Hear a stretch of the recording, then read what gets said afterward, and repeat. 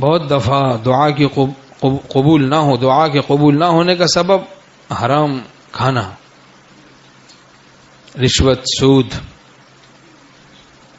ایسے دوستوں، ایسے لڑکوں سے دوستی جن کی آمدنی حلال نہیں ہے، بیٹھ کے چائے پراٹھا کھا لیا، چھٹے لگا لیے، چلو حرام کی سگریٹ ہے، کوئی مسئلہ تھوڑی ہے، بھری بھی ہو تو پھر تو کیا کہنا۔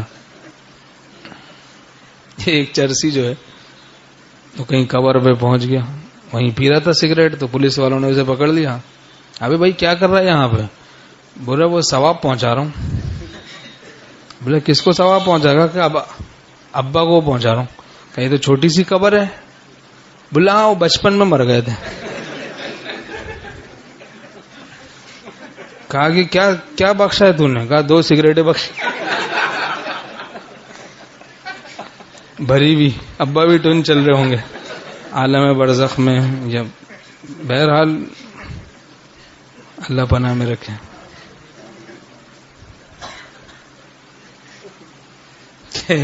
بیٹے نے کیا پہنچا دیا پتہ نہیں کیا عرض کر رہا تھا؟ ہاں، تو یہ حرام کھانا، ایسے لڑکوں سے دوستی ہے جن کی آمدنی حلال نہیں، ان کے گھر پہ چلے گئے مہمان بن کے، اب سود کی بریانی کھا رہے ہیں، بس مروت میں کبھی زہر بھی کھا لو نا بھائی، مروت میں کبھی زہر بھی کھا لو، نہیں وہاں تو سمجھ میں جان کے معاملے میں بہت عقل کام کرتی ہے، ایمان کے معاملے میں عقل بالکل معوف ہو جاتی ہے۔ یہ دنیا کی محبت کا اثر ہے، اللہ کی محبت ہوتی تو پھر خوب عقل کام کرتی دین کے معاملے میں۔ ہمارے شیخ رحمۃ اللہ علیہ فرماتے تھے کہ تعلق مع اللہ دینداری، فرمایا دینداری نام ہے دینی بیداری کا، دینداری نام ہے دینی بیداری کا، اور دنیا داری نام ہے دینی بے ہوشی کا۔ دینداری نام ہے دینی بیداری کا، کہ آدمی دین کے معاملے میں بیدار رہے، فجر کا وقت ہو جائے بیدار ہو جائے، نماز کے لیے جائے، ایسے ہی قربانی کا وقت آ جائے قربانی کرے، حج فرض ہے حج کرے، باہر ہے نظر کی حفاظت کرے، جب آ گئے سامنے نابینا بن گئے، جب ہٹ گئے وہ سامنے سے بینا بن گئے۔ تو دینی بیداری کا نام ہے دینداری، اور دینی بے ہوشی کا نام یہ دنیا داری، دین کے معاملے میں بالکل بے ہوش ہے۔ تو بہرحال دعا قبول نہ ہونے کی وجہ ایک تو یہ بھی ہوتی ہے حرام کھانا، حرام کھانا، اور حرام کا لباس ہے، حرام کا لباس، حرام بظاہر بکثرت معلوم ہوتا ہے، لیکن وہ کثرت سے بلائیں بھی لے کر آتا ہے۔